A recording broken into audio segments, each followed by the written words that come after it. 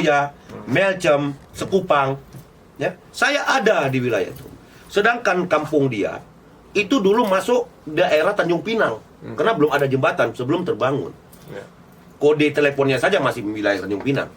Ya. Kalau kita bicara tempatan, jangan bicara Melayu, tempatan, karena pulau masing-masing ya, kita bicara. Saya mungkin lebih tempatan. Saya kalau bicara menghormati dan cinta kepada Melayu, saya bangga dengan orang belakang Padang, karena saya anggap ciri khas yang murni itu adalah orang belakang Padang. Kemelayuannya di sana. Karena mereka dulu menjadi kota yang sangat terkenal sebelum Batam menjadi kota yang seperti ini, gitu ya, Arya. Jadi ada lagi orang-orang yang ikut-ikutan. Saya mikir, bos, kapasitasmu apa sih? Kau ingin mengambil uang si Rudi yang udah pensiun, gitu kan? Yang dari pembangunan, memang betul pembangunan infrastruktur itu terjadi. Tetapi jika ini semua dibuka, ya, dari semua sarana ini sangat bahaya. Makanya saya bilang, banyak celahnya gitu bang ya. Jika saya memang betul-betul sudah mentok, saya siapkan diri saya di penjara, ya, dia juga akan di penjara ini. Ini akan terlibat yang lain nih, ya. Betul. Ini suatu waktu kalau saya sudah nggak mampu lagi menetralisir pikiran saya, menetralisir keresahan saya, dan akhirnya yang ada adalah sesuatu yang tidak bisa saya tahan, ini akan saya ungkap. Oke. Ya. Siap. Bang, terakhir nih bang, abang sebagai militannya Rudi yang diperlakukan tidak sebagai orang yang semestinya, terus beberapa kasus yang pernah abang jalani untuk membackup Rudi, pesan untuk orang-orang Melayu gimana nih bang? Karena tadi bobo Melayu. Terakhir nih bang, saya ini Melayu yang sudah hampir 40 tahun, walaupun saya keturunan Ambon, yang lahir di Sumatera Utara. Oke. Karena kota Batam itu memberikan aura kehidupan dan kebahagiaan buat saya. Jadi untuk saudara-saudara Melayu, ayo kita jaga, kita serumpun. Saya sayang sama kalian. Jangan gara-gara orang ini yang hanya ingin mendapatkan sesuatu kepentingannya. Kalau dia mau bela Rudi, tunjukkan diri dia sendiri saja. Jangan bawa-bawa Melayu. Dia menghujat nama saya dengan menyebutkan Aksa Halatu. Hari tahu Halatu itu apa? Itu PAM. Itu PAM tertua di Ambon yang keturunan raja, Hari. Saya membawa nama itu saja saya berat ini, Hari. Halatu ini saya bawa ini berat. Gak seimbang dengan kehidupan saya yang miskin hari ini. Keturunan saya dari opa saya Binyamin Peter Halatu, opa saya lagi Anthony Peter Halatu, dan opa saya lagi Yakub Halatu, dan berat sekali. Ya, dari kami cicit-cicitnya. Tetapi karena ini harus saya gunakan, saya pakai. Dan dia menghina itu Aksa Halatu. Dia nggak sadar kalau orang Ambon yang betul-betul fanatik ini bisa marah. Karena tidak ada kasus apapun antara saya dengan dia. Kalau memang mau, ya lu sendiri bawa nama lu, jangan bawa nama Melayu. Harus diingat ya, Ari, Batam itu apa ya? Apa istilahnya? Aduh, metropolit. Bukan, plural.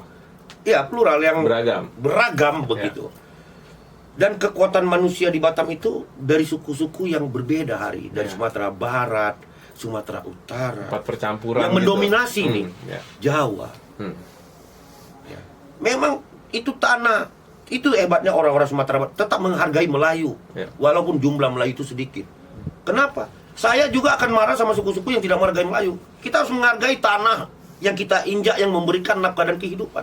Jadi pesan saya kepada saudara-saudara Melayu, saya tidak berbuat apapun.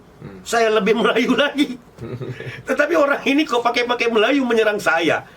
Dan saya tidak akan mau pulang gara-gara harus menghadapi cacing seperti ini. Kenapa saya bilang cacing? Karena tidak seimbang. Saya mencari musuh naga, kok yang keluar cacing. Nah, bicara tentang kehidupan kerasnya hidup ini, Hari. Saya 2 kali sudah diambil orang nyawa saya, Hari. Mata saya dicongkel orang, dagu saya, jantung saya, perut saya. Ya. Tahun Sekali 2000 tahun 2005 saya diculik angkatan laut, diculik selama 3 hari, dibawa ke tengah laut kapal perang, dan saya dilepaskan dalam kondisi yang sudah kritis. Dijemput oleh teman saya yang namanya Sofyan, nama Joni, di tengah laut, yang dianggap mereka saya sudah mati. Tapi alhamdulillah Allah Maha hebat, masih memberikan kehidupan. Lalu kalau bicara tentang itu, ini kenapa saya ceritakan, biar kau kalau masih takut gelap, kau jangan bicara tentang kehebatan. Kau kalau masih merasa hebat di tengah keramaian, kau jangan jadi pendekar. Jadi pendekar itu tidak bersandar di bawah apapun yang namanya kekuatan lain, tapi bersandarlah di kakimu dan mentalmu. Kalau kau masih takut gelap, kau jangan so hebat. Dan saya sudah menyaksikan kegelapan itu hari. Ya, oke. Siap, Bang. Terakhir, Bang, nih tadi buat warga Melayu terhadap Suherman supaya tidak di propaganda begitu. Pesannya buat Rudi gimana ini, Pak Rudi? Ya, saya pikir untuk tuanku, ya, saya kena dia nyebut dia saya tuanku Haji Muhammad Rudi. Ingat, yang saya lakukan adalah yang saya tuntut pengabdian saya. Oke. Anda sudah jahat dengan pengabdian saya. Ya. Jika memang ini dianggap adalah tidak sesuatu rasional, terserah Anda. Saya tuntut pengabdian saya. Clear. Ya. Clear and clean antara saya. Saya tidak akan ganggu ente. Jika pun nanti terjadi pilkada, saya tidak akan pernah sedikit mengatakan tentang keburukan-keburukan ente. Saya telan bulan-bulan. Saya akan tetap membela dan berjuang untuk orang yang saya dukung. Saya tidak akan membuka sebuah aib apapun tentang ente. Udah itu saja. Selesaikan pengabdian saya. 7 bulan saya di penjara demi menetralisir namamu untuk menuju pilkada 2019. Saya lakukan itu. Kenapa? Saya tetap ingin engkau menang. Makanya saya korbankan diri saya di penjara. Dan kau tidak punya perhatian apapun ketika saya di penjara.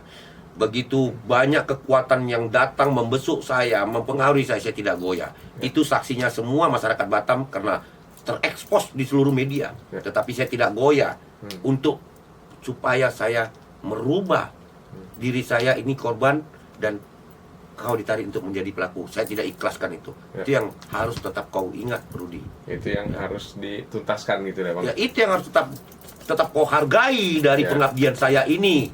Saya tidak perlu harus memanggil kau sebagai orang yang terhormat karena kau sudah membuat saya menjadi orang yang tidak berharga dengan kesetiaan saya selama ini.